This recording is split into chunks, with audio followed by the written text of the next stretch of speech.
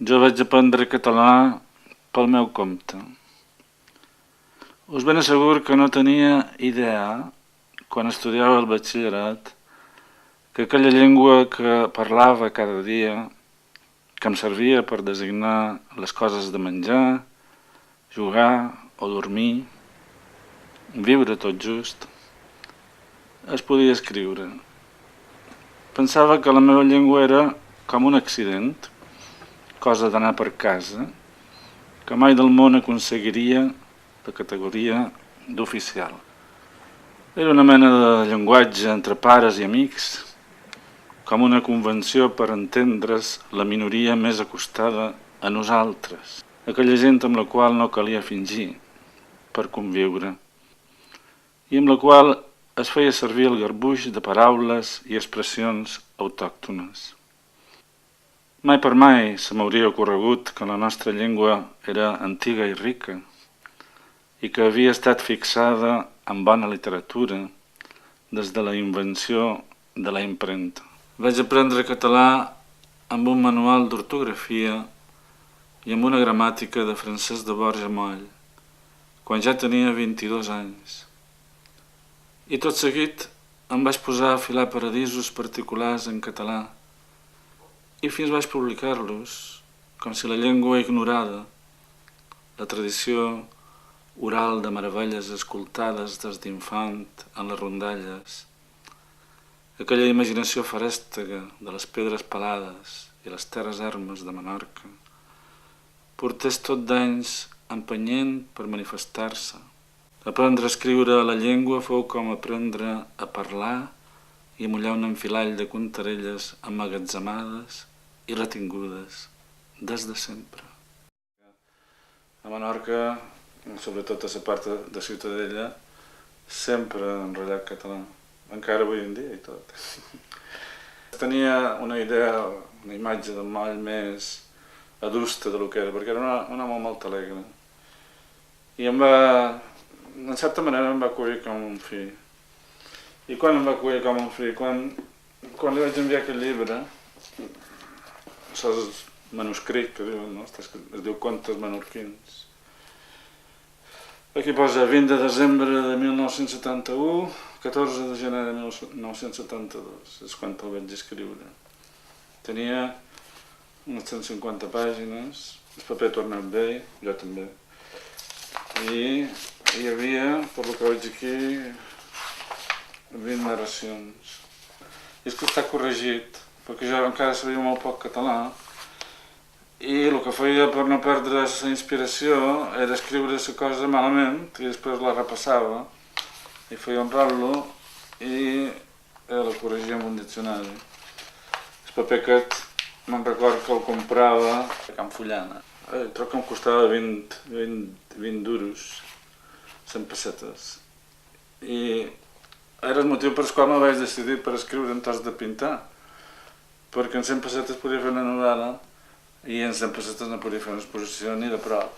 I bé, el llibre es va publicar per Sant Jordi, es va vendre tot i al cap de 40 anys el van reeditar.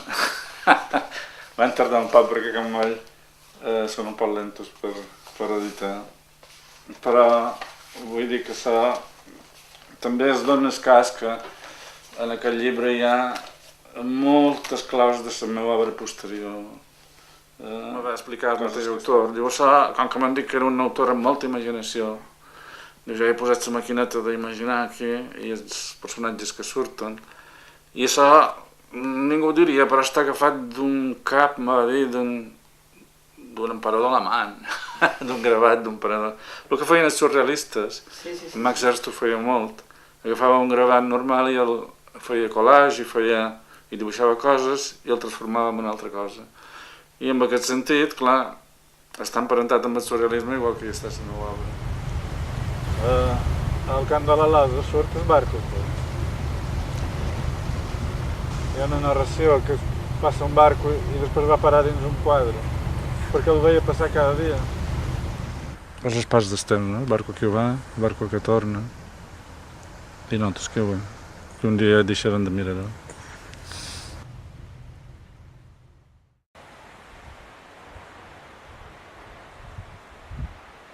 L'altre dia, el Conco Alfonso, vam anar a fer una volta en bicicleta, igual que solia fer el Conco Joan, però aquest no em feia seure el portaequipatges, sinó que em feia seure el quadrant, amb la qual cosa la barra s'enclavava al cul i semblava que me les mitjaven.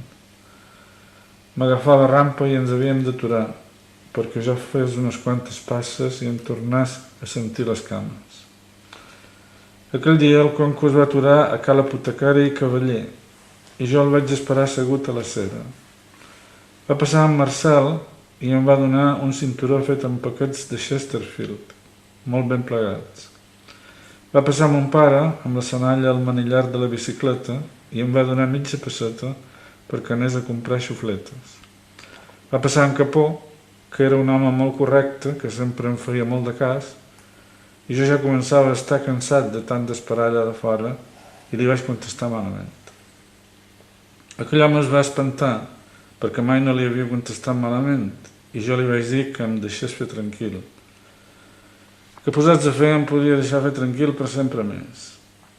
Aquell pobre home, en Capó, se'n va anar amb la cua entre les cames i estic segur que no m'hauria tornat a dir res mai més d'haver-la tornat a trobar. Perquè el fet és que va morir aquella nit i com que jo tenia por que s'hagués mort amb ressentiment per la mala contesta que li havia fet i hagués anat a l'infern, vaig anar a cal mort amb el Conco Alfonso i vaig pregar que me'l deixessin veure. El tenien damunt un llit blanc amb un mocador format a la barra com si tingués mal de queixal. Li vaig demanar si estava ressentit amb mi, però esclar, amb aquell mocador format no podia dir res. Li vaig desfermar el mocador mentre el Conco mirava de confortar la família, però amb la barra desfermada i tot en Capó no deia res.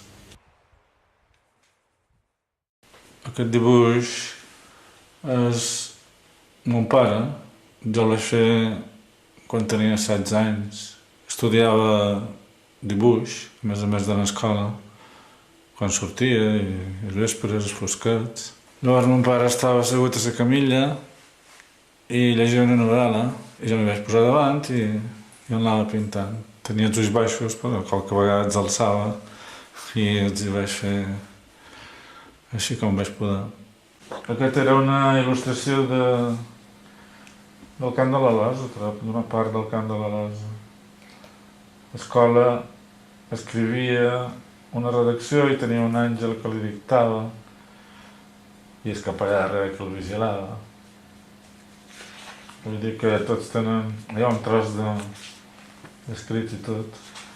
Aquí fantasia també de paisatges i de figures mesclades i no se sap mai. Aquest d'aquí era el primer capítol del Camp de la Losa, que li mostraven a ratllar en castellà i finestra era ventana i li feien escriure a la pissarra. I la monja era molt dura, amb l'al·lot amb una escopeta de tap, li va disparar i li va fer un ull negre. Són dibuixos d'aquest. Aquest també és del Camp de la Losa. Hi ha un moment que es diu En Capó, el personatge, se'n va al cementeri i mata el dimoni, que és una serp que li surt de dins la boca en el mort, i després el mort queda feliç i se'n va a la felicitat eterna. Sí. Aquest també me'n recordo que el vaig fer a escola, perquè quan vam posar a ESO, era terrible això de ESO, vam passar a tenir les que tenien moltes ganes de fer feina i les que no en tenien gens, i no hi havia qui ens aguantés. I vaig posar aquí un grup d'al·les que l'únic que no fan és escoltar el mestre i darrere el món s'ha enfonsat, ha sortit un dinosauri, ha sortit una festa de carnaval, un quadre que agafa vida, perquè segons quina classe et tocava, si era una classe molt conflictiva, tenies prou patat que diuen aquí. I passaves pena, realment passaves molta pena. Però sí que les pedres suggereixen formes humanes i vides passades i estàtiques ja. Són coses que surten del cap quan tu fas a poc, perquè una cosa te du a l'altra, igual que quan escrius, i va suggerint, te va sortint inconscientment de la imaginació, no? Però a poc, vull dir, un dia en Basil va descobrir que podia aconseguir qualsevol cosa que volgués simplement contant una història. A condició que la persona que escoltava acabés creient la seva contarella. Els llibres meus, des dels contes menorquins, aquí darrere n'hi ha més, fins al mal de la guerra, que és aquí. Continua perquè com que l'armari acaba, els llibres continuen. Fins i tot hi ha manuscrits. Bé, això és un autoretrat, està firmat de l'any 74, i jo el que vaig intentar és fer la figura. Tenia 26 anys i encara m'hi sembla un poc quan veig els cabells llargs. Que no vaig anar a fer una cosa polida, sinó a treure un poc la personalitat aquesta descuidada i imaginativa del personatge que escrivia. En aquella època escrivia Un regne per a mi, la novel·la que va guanyar Sant Jordi el 76, era el 74, vaig estar 2 anys escrivint. El vaig guardar, el tenia mig fet malbé per aquí, perquè el tenia per dins d'una carpeta, però va venir en Josep Maria Llompart i em va dir que el retrat és fabulós, l'has d'emmarcar i tal, que no vaig emmarcar.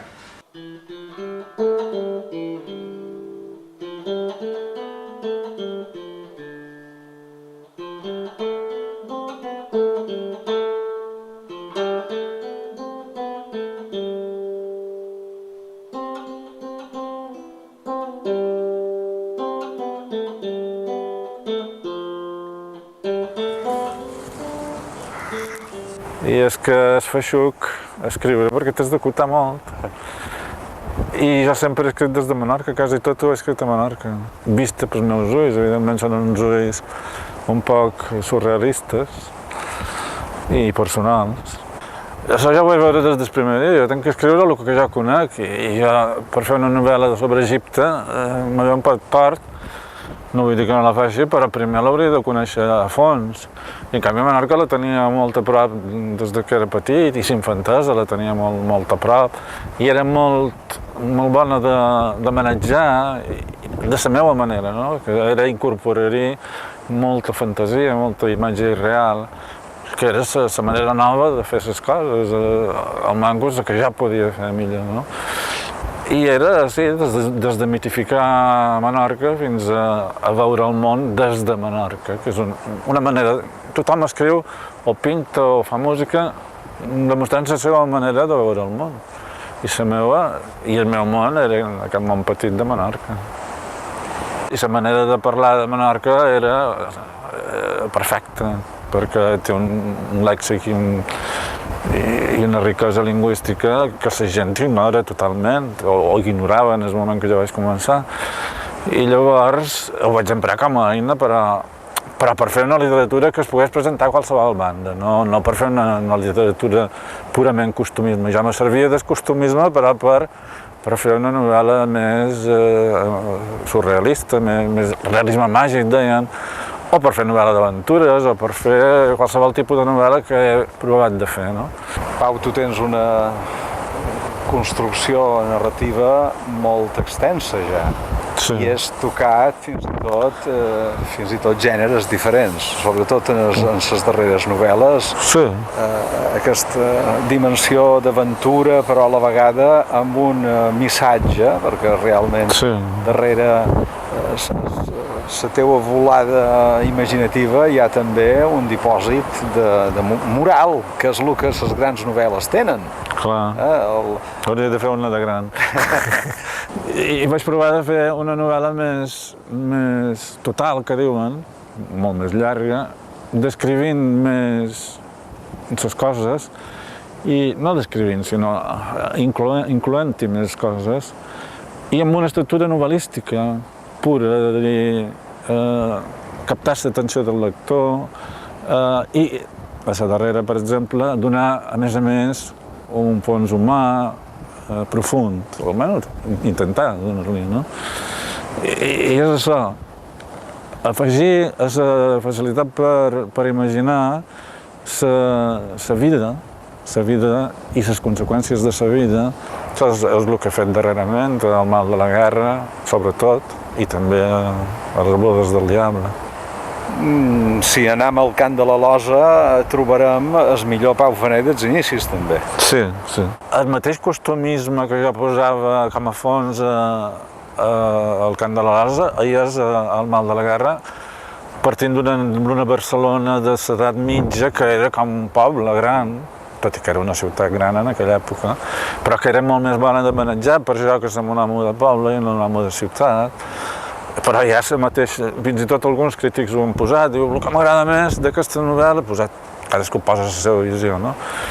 És que surten personatges típics i coses de la Barcelona antiga i tal, perquè altra vegada hem emprat els recursos del cant de la Losa, però aplicats a una novel·la més gran, per fer una passa en avant. I en aquest sentit hi ha aspectes realment sorprenents, les ordalies, per exemple. L'ordalia que el personatge del mal de la guerra ha d'anar superant cada 2 per 3 davant les malvestats que li cauen a sobre i com se'n surt i com, en definitiva, hi ha perdó però no hi pot haver oblit i en el fons de tot la guerra com un mal absolut amb el qual no s'hi ha de caure. Me va interessar centrar-me en el tema, no? Que el títol fos realment definidor del que et s'obre, no? El mal de la guerra. La novel·la no és res més que això, és denunciar d'alguna manera o fer una novel·la antiguerra, antibelicista, és el que he dit. Hi ha una cosa que me va dir en Gomila, el poeta, Pere Gomila, me va dir, he llegit la novel·la i m'ha agradat, però és que a més m'ha fet pensar. Jo vaig dir, això va bé. Això va bé, perquè si quan l'he acabada, que diu, me va enganxar, no la podia deixar, i després m'ha fet pensar. I bueno, això és el que jo volia, no? Que no quedi una cosa de dir, passar una estona i prou. Jo crec que és una de les novel·les que marcaran fita dins la teva obra, però de tota manera ens podem remuntar a l'Arcàngel i a Un regne per a mi, que van ser en aquell moment... Sí. A Un regne per a mi vaig fer molt García Márquez, no? I a l'Arcàngel vaig provar de fer una cosa més personal i va sortir molt surrealista i molt hermètica, molta gent no la va poder pair. Una mica més difícil de lectura que Un regne per a mi, però... Perquè ja feia en aquella època 2 coses, donar la mà al lector o retirar-li. I a Un regne per a mi li vaig donar la mà, vine per aquí, veuràs aquí una cosa que és... I davall posava la fantasia i deia, és que és tan raro. Però li tornàvem a donar la mà i no es perdia. Però a l'Arcàngel vaig agafar, vaig posar la mà dins la butxaca i el lector, un lector poc acostumat a llegir, es perdia. Mira, jo no he fet poesia i quan m'ho demanen dic, no, ja som prou desgraciats. I es va. Per què? Perquè la poesia és un gènere que llegeixen... Hi ha més poetes que lectors. I ja som prou desgraciats d'escriure en català i que la gent no... Diu, no m'ho sé llegir, jo que escriguessis en castellà almenys, jo en català no me'n van mostrar i sempre estem allà mateix. I dic, bueno, jo el lirisme el posaré dins la novel·la i el posaré en forma de prosa. I és el que he fet, he posat moltes pàgines intercalades, que hi van molt bé perquè la gent no es perd tant en aquell moment i li arriba molt. I té una musicalitat, perquè és una habilitat que tens, i me surt d'així, I en canvi canviar d'història i d'escenari i fer coses diferents i tenir idees diferents, això m'anava molt bé. Per això deia jo, som més escriptor. En Pedrolo és un gran novel·lista, deia jo, però jo no. Però a base d'escriure'n he après la tècnica, i quan saps la tècnica et converteixes en novel·lista, res més.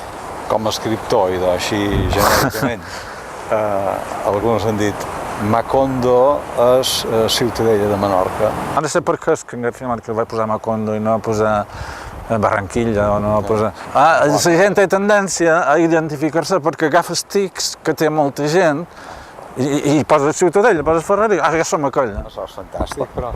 No és fantàstic, és molt perillós perquè la gent es pensa el que no és i perquè te limita i perquè tu podries fer sense voler ferir sentiments de qualcú i això no ho vull fer, per això en García Márquez va posar Macondo i per això no hem mostrat mai, no ha volgut mostrar mai les fonts que ell tenia i el material que tenia. Massa perillós, per què? Perquè, clar, parteixes de la realitat, però parteixes, mai la calques. La superes, va ser gent normal, no ho sap entendre, es pensa que l'has agafat tal qual i l'has posat. No senyor, has agafat coses que hi ha per tot i potser són coses que has sentit, o potser ho has llegit, o potser ho has sentit contar, i no era mai la intenció aquella teva. Per això, en cas de posar Ciutadella, hauria d'haver posat un nom, sí, Macondella.